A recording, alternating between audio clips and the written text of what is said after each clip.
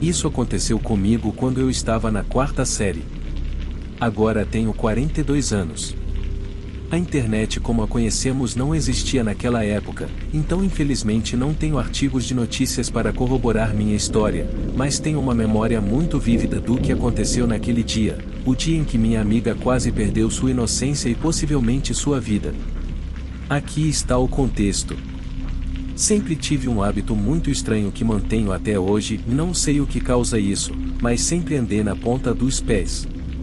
Na escola, eu era frequentemente zombado por causa disso. Não importava o quanto eu tentasse andar com os pés planos, sempre acabava de volta na ponta dos pés. Isso levou minha família a acreditar que eu estava destinada a ser uma bailarina. Embora eu adorasse dançar, também era uma moleca que preferia subir em árvores a usar vestidos. Então, quando minha mãe, que trabalhava em 2 empregos, me levou ao centro comunitário e me inscreveu em aulas de balé, pensei que definitivamente teria que aprender a gostar de vestidos. O nome da instrutora de dança era Melanie. Ela ficou impressionada com minhas habilidades, mas não gostou da minha altura nem da situação econômica dos meus pais, já que essa era uma aula muito cara. No final da minha audição, fui informada de que eu era muito alta e desajeitada. Foi uma maneira agradável de aumentar a confiança de uma jovem garota. Quando saí da sala de aula e entrei no corredor, ouvi Melanie murmurar que ela não ensinaria crianças pobres. Parei no meio do passo e me virei, com licença? Foi quando ela respondeu, eu não ensino lixo de trailer. Meu rosto ficou tão vermelho que minhas orelhas ficaram roxas. Naquele momento, decidi que iria derrubá-la, mas antes que eu pudesse reagir, senti uma mão no meu ombro, seguida pela voz de um homem, e isso é um lutador em você. Já pensou em tentar o karatê? O Sr. Dias era um instrutor de karatê bem conhecido e respeitado no nosso condado. Ele queria que eu experimentasse sua aula e até ofereceu me aceitar sem cobrar nada. Eu seria sua primeira aluna, mas ele viu meu potencial e ainda lhe devo muito por isso. Quando comecei a treinar, ele notou minha postura na ponta dos pés, e em vez de zombar de mim, me mostrou como transformá-la em uma arma. Minhas pernas, até hoje, são musculosas, dos tornozelos às coxas, e eu chuto mais forte que uma mula. Foi por volta dessa época que nossa pequena cidade na costa da Carolina do Norte estava sendo aterrorizada por um homem que sequestrava meninas. Ele as levava, fazia o que queria com elas, quando terminava, amarrava suas mãos, vendava seus olhos e as deixava em outra cidade no meio da noite. Ele era um desgraçado doente. Não matou nenhuma de suas vítimas, mas os relatos sugeriam que ele estava se tornando cada vez mais violento a cada incidente. O Sr. Dias mudou suas aulas por 1 ou 2 semanas e nos ensinou como usar nosso impulso contra atacantes para fugir. Olhos, nariz, virilha e rosto, ele dizia. Se fossemos atacados, deveríamos fazer o possível para arranhar e esfolar o rosto e os olhos do agressor. Isso não apenas poderia cegá-los, mas também os tornaria fáceis de identificar depois. Mais importante, ele enfatizou o sistema de amigos. Ele nos disse para não gritar o estupro, porque infelizmente, embora muitas pessoas queiram evitar que isso aconteça, elas não querem ver e carregar essa imagem mental. Deveríamos gritar o fogo ou perdi meu braço. Ele disse que, por mais bobo que pareça, funciona. As pessoas são compelidas a olhar para um fogo, mas ainda mais se alguém estiver perdendo um braço. Agora, para o dia em questão. Eu estava na 4ª série e era 1990, primavera. Na época, estava com minha melhor amiga, que chamaremos de Jenny. Jenny e eu decidimos dar uma volta pelo bairro em que morávamos. Esse bairro tinha 2 entradas principais e formava um círculo com 2 ruas paralelas no meio. As casas estavam alinhadas ao longo de cada estrada, não mais que 1,5 acre de distância uma da outra, algumas até mais próximas. Era muito fácil entrar por uma entrada, sair pela outra e não ser visto por ninguém, mesmo que você estivesse prestando atenção nos veículos que passavam. Isso também era na época em que sabíamos a hora pelo acender das luzes da rua. A regra era, quando as luzes da rua acenderem, é melhor você estar a caminho de casa. Jenny e eu estávamos na estrada principal, indo em direção ao fundo do bairro. Estávamos apenas sendo duas meninas jovens, falando sobre os garotos de quem gostávamos e sobre o homem do saco que estava aterrorizando nosso estado. Uma garota que conhecíamos, chamada Kelly, tinha sido a última vítima. Ela foi transformada de uma socialite em uma frequentadora assídua do hospital psiquiátrico. Ela até tentou tirar a própria vida em um ponto. Enquanto falávamos sobre isso, lembro-me de olhar por cima do ombro e ver um carro desconhecido se aproximando muito devagar. Os pelos na nuca se arrepiaram.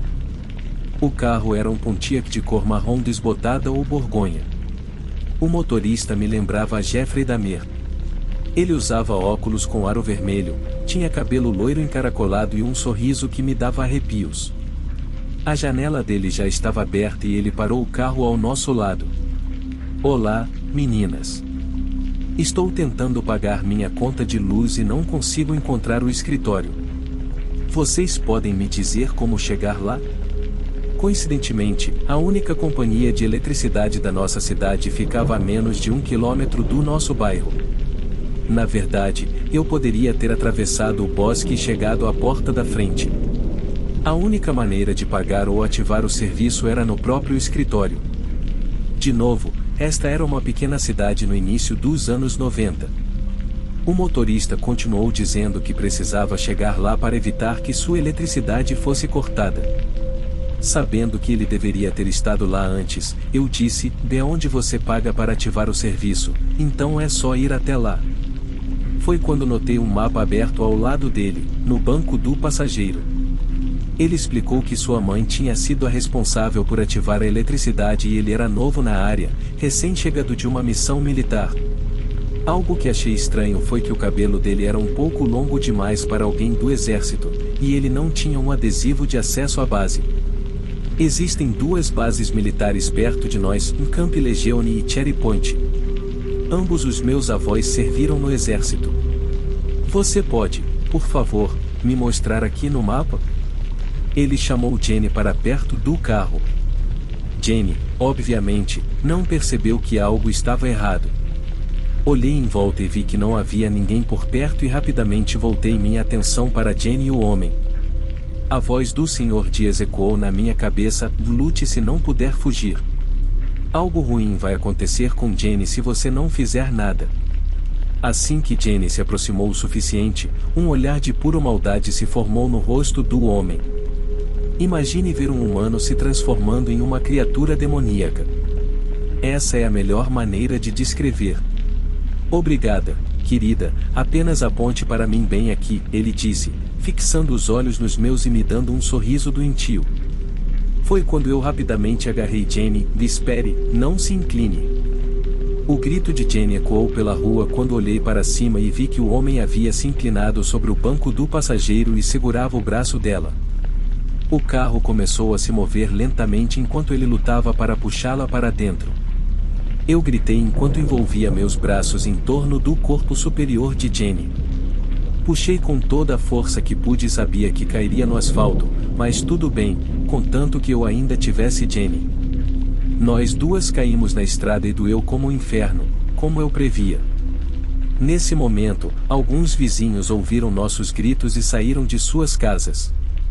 Puxei Jenny para a segurança enquanto o carro arrancava. Uma das pessoas que estavam lá fora era a mãe do meu amigo Brandon. Ela conseguiu anotar a placa e dar uma descrição detalhada do motorista e do carro. O homem que encontramos naquele dia era o monstro que estava atacando meninas na Carolina do Norte. Não lembro o nome dele. Minha mãe fez todo o possível para me proteger antes desse incidente, e só piorou depois disso. Agora que sou mãe, entendo melhor. Ela estava orgulhosa de mim e das minhas ações naquele dia.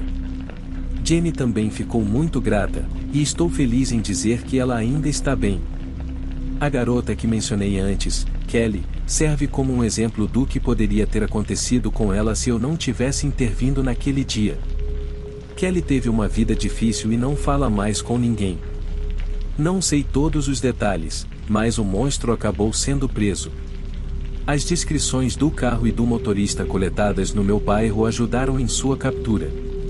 Eu frequentemente penso naquele dia no centro comunitário, onde fui desprezada por alguém que achava que eu não valia o investimento.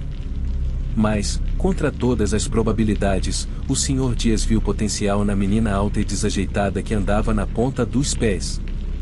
Ele foi a voz guia na minha cabeça naquele dia e, se não fosse por ele, eu não teria conseguido salvar Jenny.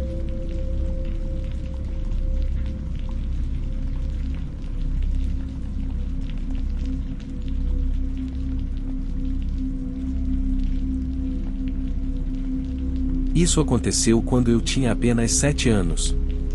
Naquela época, meus pais sempre me deixavam na casa da minha avó nos fins de semana. Eu sempre ficava ansioso para ficar com ela. Sempre passeávamos pelo bairro e conversávamos com as pessoas que ela conhecia. Minha avó sempre foi uma pessoa muito religiosa e íamos à igreja com muitas pessoas do bairro. Era uma comunidade muito amigável. Eles costumavam fazer vendas de garagem nos fins de semana durante os meses mais quentes, que geralmente tinham uma boa participação. Em um final de semana, meus pais decidiram ir a uma das vendas de garagem conosco. Eu estava super animado, pois normalmente só gostávamos de olhar ao redor e raramente comprávamos algo. Eventualmente, chegamos a uma casa que tinha caixas de brinquedos enfileiradas ao longo de toda a entrada. A venda estava acontecendo em uma casa em que nunca tínhamos estado antes e não sabíamos quem morava lá. Assim que vi todos os brinquedos, pensei que tinha acabado de ganhar na loteria. Enquanto eu estava ocupado separando o tesouro recém-descoberto, minha avó e meus pais estavam a alguns metros de distância olhando alguns pratos imóveis e conversando com algumas outras pessoas lá. Um homem idoso, que parecia ter cerca de 60 anos, se aproximou de mim e me observou vasculhando as caixas com um sorriso no rosto. Ele disse: "Que menina bonita você é! Gosta de brinquedos?" Eu disse ansiosamente que sim, sem pensar em nada. Eu ia embora para perguntar à minha mãe se podia comprar um cavalo de brinquedo que encontrei, mas antes que eu pudesse ir, ele disse que me daria de graça. E me entregou com um sorriso no rosto. Ele começou a pegar alguns outros brinquedos das caixas e me entregá-los, insistindo que eu poderia pegar todos os brinquedos que eu quisesse. Ele me disse que tinha muito mais brinquedos dentro de casa para eu brincar também e que eu deveria ir com ele. Antes que eu percebesse, estava sendo levado para dentro de sua casa. Minha mãe então apareceu atrás de mim, me puxou para longe dele e perguntou o que diabos estava acontecendo. Ela estava furiosa, me segurando com força e fulminando o homem com o olhar. Ela deve ter visto o que estava acontecendo bem na hora e interveio. Meu pai e minha avó estavam logo atrás dela. O homem não disse nada enquanto minha mãe e minha avó começaram a gritar com ele, o que chamou a atenção de todos os outros espectadores e todos ficaram imediatamente desconfiados. Não me lembro do que foi dito porque meu pai me pegou no colo e me levou de volta para o carro. Lembro-me da minha avó chamando a polícia antes de irmos embora. Na época, eu não entendi a gravidade da situação. Descobri muitos anos depois que o homem frequentava a mesma igreja que a minha avó e havia participado de muitos eventos organizados pela igreja, incluindo eventos para jovens. Aparentemente, a polícia encontrou uma grande quantidade de pornografia infantil no computador dele e ele foi preso pouco tempo depois.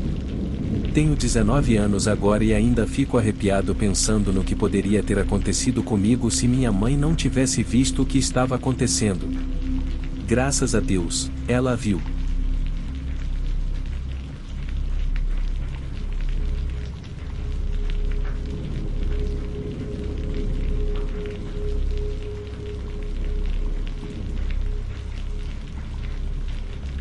Voltando a 2001, eu trabalhava para uma grande loja de melhorias para o lar.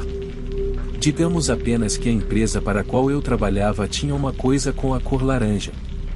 Naquela época, eu já estava na empresa há cerca de 8 anos. Minha posição anterior era na área de recursos humanos, como assistente dos gerentes regionais e de loja. A empresa eliminou essa posição, então pedi para ser transferido para o departamento de RTV, que significa o retorno ao fornecedor. A garota que estava trabalhando nessa posição deu seu aviso prévio de 2 semanas, então o timing foi perfeito. O trabalho consistia em trabalhar com os diferentes fornecedores para obter créditos de volta para a loja por mercadorias defeituosas. Nossa empresa tinha uma política de devolução bastante liberal na época, e algumas pessoas traziam coisas estranhas, como unidades de eliminação de lixo infestadas de larvas, furadeiras antigas que nem estavam mais sendo fabricadas, você sempre podia dizer pelos números de série, cortadores de grama defeituosos e prateleiras meio montadas. Eu vi de tudo. Minha gaiola de RTV, como eles a chamavam, ficava no departamento de recebimento nos fundos da loja. Era uma cerca de elo de corrente alta de 12 metros com uma porta de entrada que eu trancava quando saía para o almoço ou terminava o expediente. Eu tinha meu computador em um suporte improvisado, onde processava os créditos e fazia com que os fornecedores assinassem.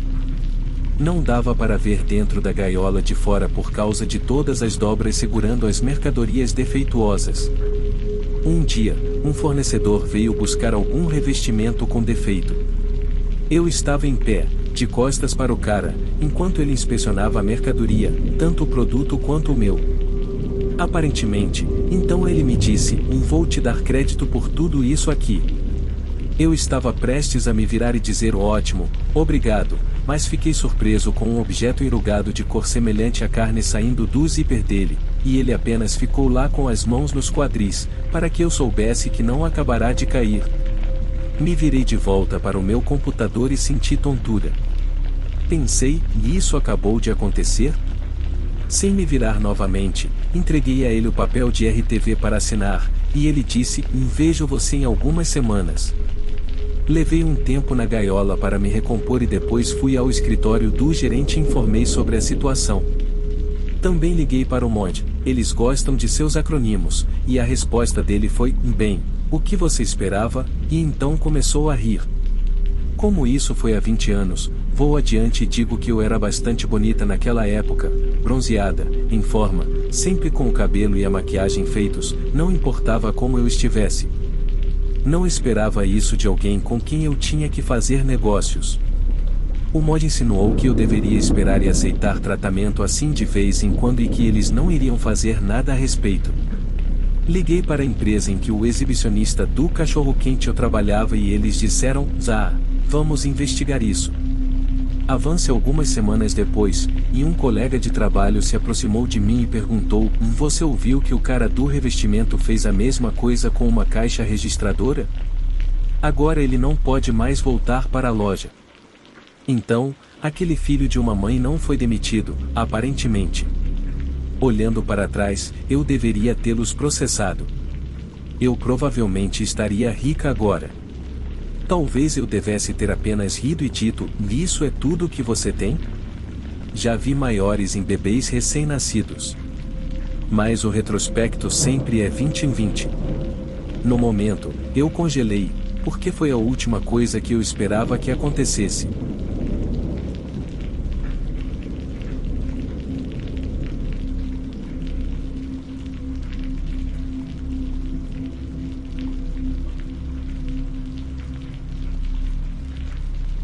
Isso aconteceu no final de outubro do ano passado em Ottawa, Ontário. Eu estava visitando minha antiga cidade para ver meus pais, o que sempre é uma empreitada cansativa. Geralmente tento ficar o mínimo possível na casa deles quando estou lá. Para passar o tempo, uma noite decidi fazer uma corrida pelo bairro onde cresci, por volta das 22h30. Eu estava realmente me esforçando, pois havia parado de beber e estava tentando desesperadamente queimar a gordura da barriga acumulada durante a preguiça e o consumo de álcool durante o lockdown. Fiz basicamente um grande circuito pelo bairro, passando por 3 parques. O terceiro parque, por onde eu tinha que passar, não tem luzes de rua, exceto uma bem no meio. Ottawa tem uma coisa em que as luzes aleatórias se apagam e isso se alterna pela rede elétrica da cidade para economizar dinheiro e eletricidade. Na maioria das vezes, ela não está funcionando. Este parque é extremamente escuro, especialmente numa noite quieta de outubro, com céu claro e chão seco. A estrada que leva até ele é bem iluminada. Este é um subúrbio tranquilo e pacífico. Houve algumas coisas suspeitas que aconteceram neste pequeno subúrbio. Por exemplo, a apenas 6 minutos a pé da casa dos meus pais, ocorreu uma das maiores apreensões de drogas que nossa cidade já viu. Alguma gangue com armas ilegais automáticas e tudo mais. Também houve alguns esfaqueamentos em outras áreas, mas muito espaçados e geralmente resolvidos pela lei imediatamente. No geral, é um lugar muito tranquilo, seguro e limpo para criar uma família. Se algum dia eu tiver filhos ou me aposentar, o Canadá seria um lugar adequado para isso. Nunca me senti inseguro, especialmente no bairro onde meus pais moram, pois está cheio de casas muito bonitas. Através da escuridão, entrei no parque e passei pela primeira parte, que é uma estrutura de brincadeira para crianças pequenas, basicamente apenas uma mini casa de madeira ao lado de um balanço de mola. Isso leva a uma parte maior do parque com uma quadra de basquete, playground e uma estrutura de brincadeira muito maior com um grande triceratopo verde feito de plástico na caixa de areia. Tudo isso eventualmente leva a um caminho que passa atrás da minha antiga escola primária. No final desse caminho está minha rua. Eu estava quase terminando minha corrida, passando pelo parque escuro e assustador, como fiz centenas de vezes antes. Agora, desenvolvi o hábito de adormecer ouvindo histórias assustadoras e tenho assistido a muitos filmes de terror ultimamente. Enquanto me aventuro na escuridão da rua adjacente que leva ao parque, estou em dúvida se devo fazer uma pausa e andar, mas lembro que estava tentando me esforçar. Continuo, pensando brincando comigo mesmo, nossa, espero que nada assustador aconteça. Mas, ao contornar a esquina para outra metade do parque, ouvi um som distante de arrastar. Notei uma luz brilhando no parquinho à medida que me aproximava. Conforme me aproximava, o som de arrastar ficava mais alto. Cheguei ainda mais perto e percebi, pela luz da lua, que era um homem segurando um daqueles rastelos com dentes afiados, ajeitando a caixa de areia. Alguma intuição interna me disse que isso era super estranho. Por que haveria um cara ajeitando a caixa de areia quase às 23 horas, com uma lanterna? À medida que me aproximava mais, no entanto, percebi que não era apenas um homem segurando um rastelo afiado. Era um homem vestindo um agasalho preto com capuz e uma máscara branca de hospital. Ele estava embaixo da estrutura de brincadeira, usando o cabo do rastelo para empurrar um cavalo rosa com rodas para frente e para trás. Ele ouviu o som dos meus passos se aproximando e ergueu a cabeça na minha direção. Ele rapidamente saiu debaixo da estrutura de brincadeira e apontou a lanterna para mim, direto nos meus olhos. Isso é realmente estranho, pensei comigo mesmo, enquanto acenava para ele, completamente exausto e sem jeito. Tenho asma e meus quadris e pulmões estão falhando. Estou tentando muito aumentar o ritmo, porque estou bastante arrepiado nesse ponto. Num piscar de olhos, ele apaga a luz e não consigo ver mais nada. Meu coração sobe à minha garganta, e estou muito cansado nesse ponto, pronto para desmaiar. Ouço um sussurro suave na areia enquanto passo por ele, seguido por passos rápidos entre os meus, se aproximando e ficando mais altos instantaneamente. Num instante, percebo que esse cara está vindo atrás de mim com o rastelo. É louco o que o medo e a adrenalina podem fazer, porque passei de 0 a 100 muito rápido, correndo mais rápido do que seria capaz normalmente. Meu corpo inteiro está queimando, especialmente meus pulmões, quando saio do parque para o caminho bem iluminado. Estou me movendo tão rápido e ofegante tão alto que nem consigo dizer se ele está me seguindo ou não. Não olho para trás. Saio do final do caminho e vejo um cara saindo do carro com ele como testemunha. Me viro, ofegante até a morte ofegante. Ele se foi. Voltei para minha rua e entrei em casa, tossindo uma quantidade repugnante de catarro, absolutamente encharcado de suor. Evitei contar essa história para os meus pais no início, apenas para evitar a reação deles, mas todo mundo na minha vida ficou sabendo rapidamente. Não me importo com a polícia, então ligar para eles nem passou pela minha cabeça. Mais tarde, Quando reconectei com uma amiga antiga que nunca saiu de Ottawa, ela me informou que minha antiga escola primária se transforma em um abrigo para sem-teto à noite. Eles montam camas no ginásio e os expulsam às 6 horas da manhã. A reação dela foi racionalizar que provavelmente era uma pessoa sem teto com problemas mentais, entediada e incapaz de dormir. Mas e se ele tivesse uma intenção diferente?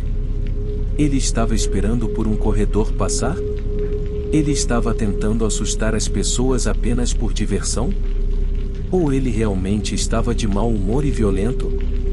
Acho que nunca saberei.